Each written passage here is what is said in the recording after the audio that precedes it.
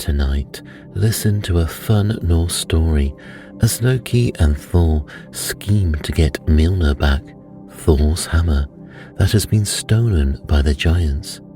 You can get over 300 ad-free episodes and 50 bonus episodes, with more content constantly being updated.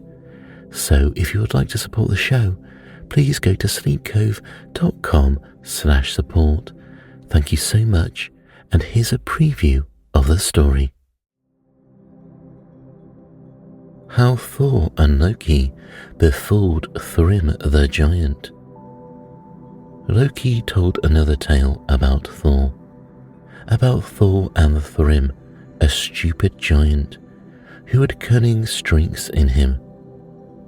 Loki and Thor had been in this giant's house.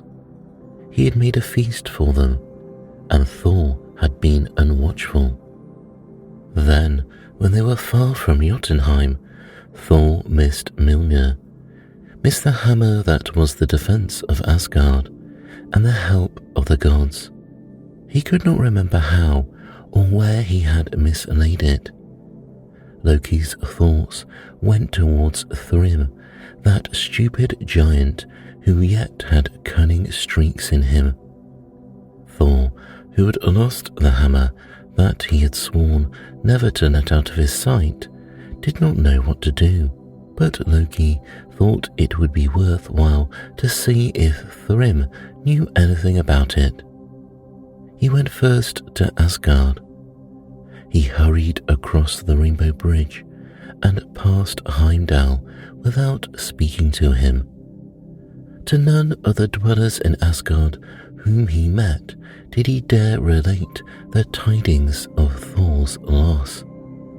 He spoke to none until he came to Frigga's palace.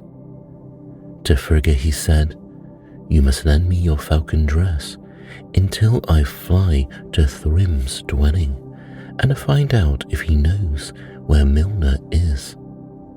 If every feather was silver, I'd give it to you to go on such an errand," Frigga said. So Loki put on the falcon dress and flew to Jotunheim and came near Thrym's dwelling.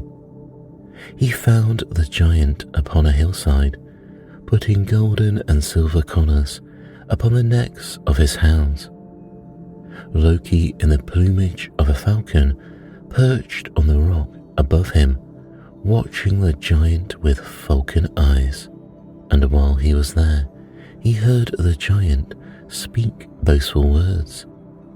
"I put collars of silver and gold on you now, my hounds," said he. "But soon we giants, we have the gold of Asgard to deck our hounds and our steeds. Yea, even the necklace of Freya to put upon you, the best of my hounds. For Mjolnir, the defense of Asgard, is in Thrym's holding." Then Loki spoke to him. "Yea, we know that Mjolnir is in thy possession, O Thrym," said he. "But know thou that the eyes of the watchful gods are upon thee." "Ha, Loki, shape-changer," said Thrym. "You are there, but all your watching will not help you find Mjolnir. I have buried Thor's hammer 8 miles deep in the earth. Find it if you can. It is below the caves of the dwarves." "It is useful for us to search for Thor's hammer," said Loki. Thrym. "It is useless for you to search for it," said the giant sulkily. "But what a recompense you would gain if you restored Thor's hammer to the dwellers in Asgard," Loki said. "No, cunning Loki, I will never restore it, not for any recompense," said Thrym. "Yet bethink thee, Thrym," said Loki. "Is there naught in Asgard you would like to own? No treasure, no possession, Odin's ring or Frey's ship, Skidbladnir?" No, said Thrym. "Only one thing could the dwellers in Asgard offer me, that I would take in exchange for Mjolnir, Thor's hammer. And what would that be, Thrym? Said Loki, flying towards him. She whom many giants have striven to gain, Freya for my wife, said Thrym. Loki watched Thrym for long with his falcon eyes. He saw the giant would not alter his demand. I will tell the dwellers in Asgard of your demand, he said at last, and he flew away. Loki knew that the dwellers in Asgard would never let Freya be taken from them to become the wife of Thrym, the stupidest of the giants. He flew back. By this time, all the dwellers in Asgard had heard of the loss of Mjolnir, the help of the gods. Heimdall shouted to him as he crossed the Rainbow Bridge to ask what tidings he brought back. But Loki did not stop to speak to the warden of the bridge, but went straight to the hall where the gods sat in council. To the Aesir and the Vanir, he told Thrym's demand. None would agree to let the beautiful Freya to go live in Jotunheim as a wife to the stupidest of the giants. All in the council were cast down. The gods would never be able to help mortal men, for now that Mjolnir was in the giants' hands, all their strength would have to be used in the defense of Asgard. So they sat in the council with looks downcast. But cunning Loki said, I've thought of a trick that may win back the hammer from stupid Thrym. Let us pretend to send Freya to Jotunheim as a bride for him, but let one of the gods go in Freya's veil and dress. Which of the gods would bring himself to do so shameful a thing? Said those in the council. Oh, he who lost the hammer, Thor, should be prepared to do as much to win it back, said Loki. Thor, let Thor win back the hammer from Thrym by Loki's trick, said the Aesir and the Vanir. They left it to Loki to arrange how Thor should go to Jotunheim as a bride for Thrym. Loki left the council of the gods and came to where he had left Thor. There is but one way to win the hammer back, Thor, he said, and the gods in council have decreed that you shall take it. What is the way? Said Thor. But no matter what it is, tell me of it, and I shall do as thou dost say. Then, said laughing Loki, I am going to take you to Jotunheim as a bride for Thrym. Thou art to go in a bridal dress and veil, in Freya's veil and bridal dress. What? I dress in woman's garb? Shouted Thor. Yes, Thor, and wear a veil over your head and a garland of flowers upon it. I wear a garland of flowers? And rings upon thy fingers, and a bunch of housekeeper's keys in thy girdle. Cease thy mockery, Loki, said Thor roughly, or I shall shake thee. It is no mockery. Thou wilt have to do this to win Mjolnir back for the defense of Asgard. Thrym will take no other recompense than Freya. I would mock him by bringing thee to him in Freya's veil and dress. When thou art in his hall, and he asks thee to join hands with him, say thou wilt not until he puts Mjolnir into thy hands. Then when thy mighty hammer is in thy holding, thou canst deal with him and with all in his hall.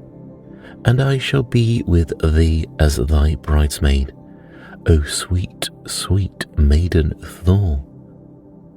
Loki, said Thor, thou didst devise all this to mock me. I in a bridal dress, I with a bride's veil upon me. The dwellers in Asgard will never cease to laugh at me.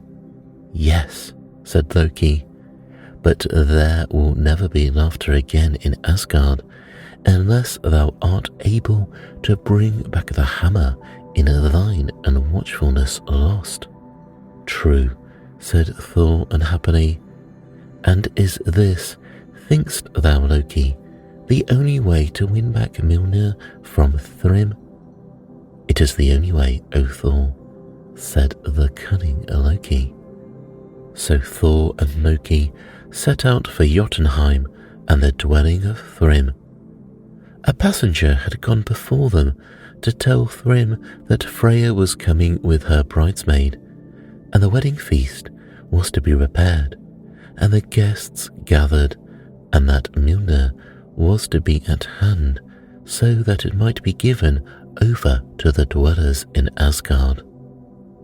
Thrym and his giant mother hastened to have everything in readiness. Thor and Loki came to the giant's house in the dress of a bride and bridesmaid. A veil was over Thor's head, hiding his beard and his fierce eyes. A red embroidered robe he wore, and at his side hung a girdle of housekeeper's keys. Loki was veiled too. The hall of Thrym's guest house was swept and garnished, and the great tables were laid for the feast, and Thrym's mother was going from one guest to another, vaunting that her son was getting one of the most beauteous dwellers in Asgard for his bride, Freya, whom so many of the giants had tried to win. When Thor and Loki stepped across the threshold, Thrym went to welcome them. He wanted to raise the veil of his bride and give her a kiss. Loki quickly laid his hand on the giant's shoulder. Forbear, he whispered. Do not raise her veil. We dwellers in Asgard are reserved and bashful. Freya would be much offended to be kissed before this company. Aye, said Thrym's old mother. Do not raise that bride's veil, son. These dwellers in Asgard are more refined in the ways than we, the giants. Then the old woman took Thor by the hand and led him to the table. The size and the girth of the bride did not surprise the huge giants who were in the wedding company. They stared at Thor and Loki, but they could see nothing of their faces and little of their forms because of their veils. Thor sat at the table with Thrym on one side of him and Loki on the other. Then the feast began, Thor not noticing that what he did was unbecoming to a refined maiden. He ate 8 salmon right away. Loki nudged him and pressed his foot, but he did not heed Loki. After the salmon, he ate a whole ox. These maids of Asgard, said the giants to each other, they may be refined, as Thrym's mother says, but their appetites are lusty enough. No wonder she eats, poor thing, said Loki to Thrym. It is 8 days since we left Asgard, and Freya never ate upon the way. So anxious was she to see Thrym and come to his house. Poor darling, said the giant. What she has eaten is little after all. Thor nodded his head toward the mead vat. Thrym ordered his servants to bring a measure to his bride. The servants were kept coming with measures to Thor, while the giants watched, and while Loki nudged and nodded, he drank 3 barrels of mead. Oh, said the giants to Thrym's mother, we are not so sorry that we failed to win a bride from Asgard." And now a piece of the veil slipped aside, and Thor's eyes were seen for an instant. "Oh, how does it come that Freya has such glaring eyes?" said Thrym. Poor thing," said Loki. "No wonder her eyes are glaring and staring. She has not slept for 8 nights. So anxious she to come to you and to your house, Thrym. But now the time has come for you to join hands with your bride. First, put into her hands the hammer Mjolnir, that she may know the great recompense that the giants have given for her coming." Then Thrym, the stupidest of the giants, rose up and brought Mjolnir, the defense of Asgard, into the feasting hall.